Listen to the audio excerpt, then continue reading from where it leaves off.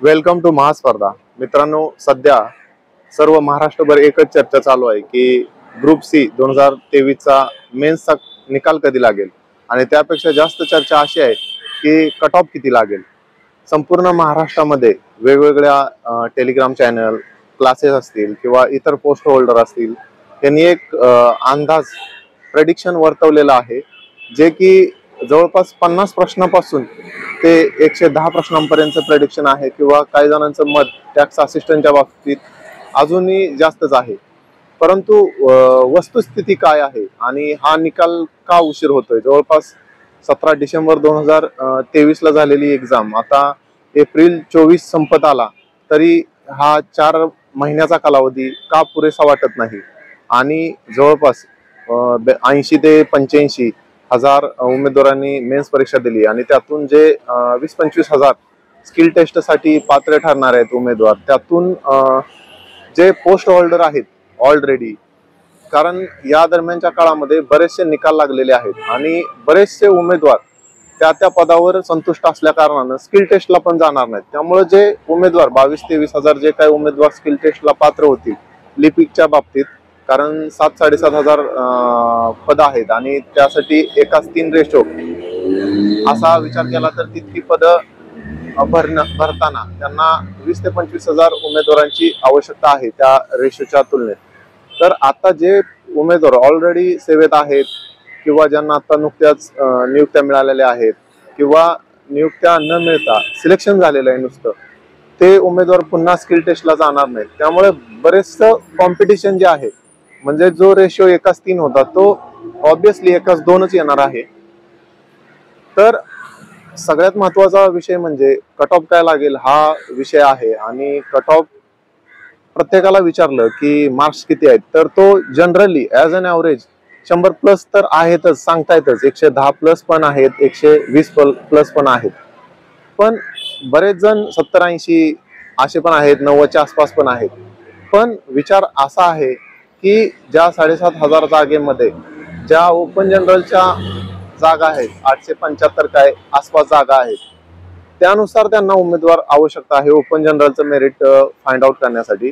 तर 875 म्हणजे जवळपास 900 विचार करा आणि त्याला 1:3चा रेशो जर गृहीत धरलं तर 8-24, 9-27 म्हणजे जवळपास 3,000च्या आसपास त्यांना उमेदवार पाहिजेत. आणि हे महाराष्ट्रात 3,000च्या आसपास जे उमेदवार मिळणार आहेत ते त्यांना 100 प्लस मिळणार नाहीत का, हा पण बऱ्याच जणांचा डाऊट आहे.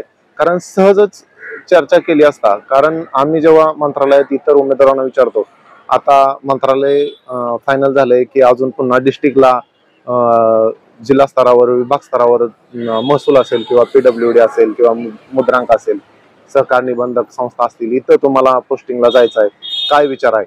तर ते नेहमी म्हणत असतात की जर विभाग चांगला मिळाला, डिपार्टमेंट चांगलं मिळालं तर जिल्ह्याला जायला काहीच हरकत नाही. त्यामुळे तेही उमेदवार पुन्हा दंड थोपटू नयेत. त्यामुळं काही उमेदवार हे आता जरी मंत्रालयात किंवा इतर मुंबई किंवा इतर राज्यात वेगवेगळ्या पदावर असतील, तरी त्यातले काही उमेदवार हे पुन्हा डिस्ट्रिक्ट लेवलला जाण्यासाठी तयार आहेत. त्यामुळं त्या पोस्ट होल्डरचा, काही उमेदवारांचा स्कोर पण हा तितकाच ऐकलेला आहे.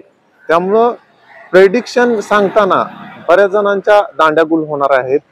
आता बऱ्याच जणांनी असं पण सांगितलेलं आहे की एका सरांनी तर असंच सांगितलेलं आहे की सगळ्यांना आपले जे काही कट ऑफ सांगितलेले आहेत ते माघारी घ्यावे लागतील. मग नेमके किती कट ऑफ लागणार आहेत हे अजूनही निश्चित झालेलं नाही.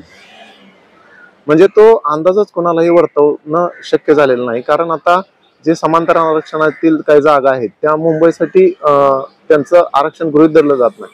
त्यामुळे तो कट ऑफ फक्त उर्वरित महाराष्ट्र, मुंबई वगळून असाच लावावा लागणार आहे.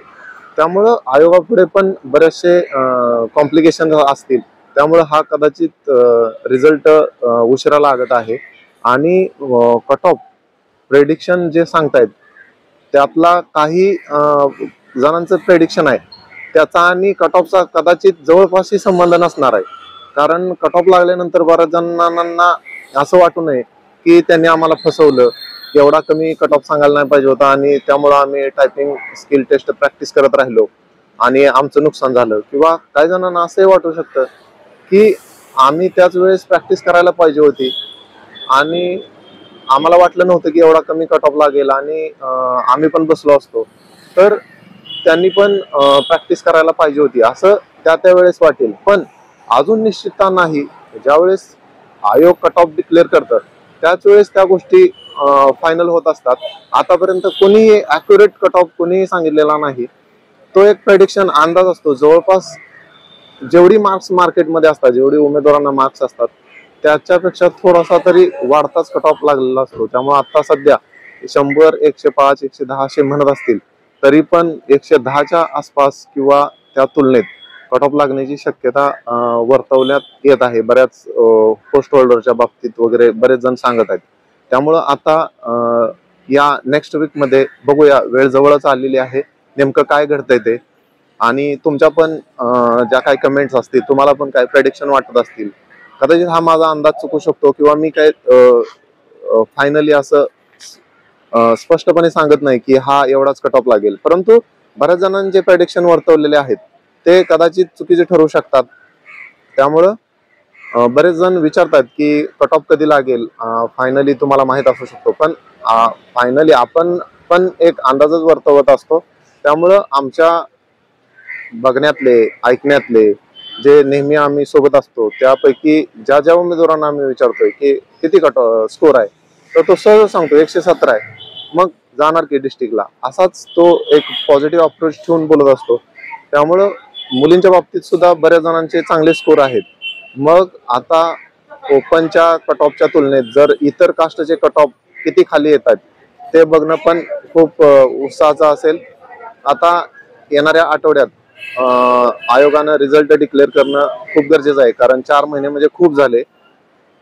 तर तुमचे पण काही कमेंट्स असतील, तुम्हाला काय वाटतंय, प्रेडिक्शन काय असेल की आयोगांचा रिझल्ट कधी लागेल आणि एवढा कट ऑफ लागू शकतो आणि यांनी सांगितलेला कट ऑफ हा फायनल असतोच किंवा इतर क्लासेस किंवा टेलिग्राम चॅनलवाल्यांनी सांगितलेला आणि याच्यापेक्षा जास्त लागू शकत नाही आणि याच्यापेक्षा पण कमी लागू शकत नाही. काही जणांनी खूपच असे वेगळेच अंदाज वर्तवलेत जे की जवळपास सुद्धा नसणार आहे. त्यामुळं तरी याबद्दल तुम्हाला काय वाटतंय नक्की सांगा. आपला व्हिडिओ आवडला असेल व्हिडिओला लाईक करा आणि आपल्या महास्पर्धा YouTube चॅनलला नक्की सबस्क्राईब करा. Thanks for watching महास्पर्धा.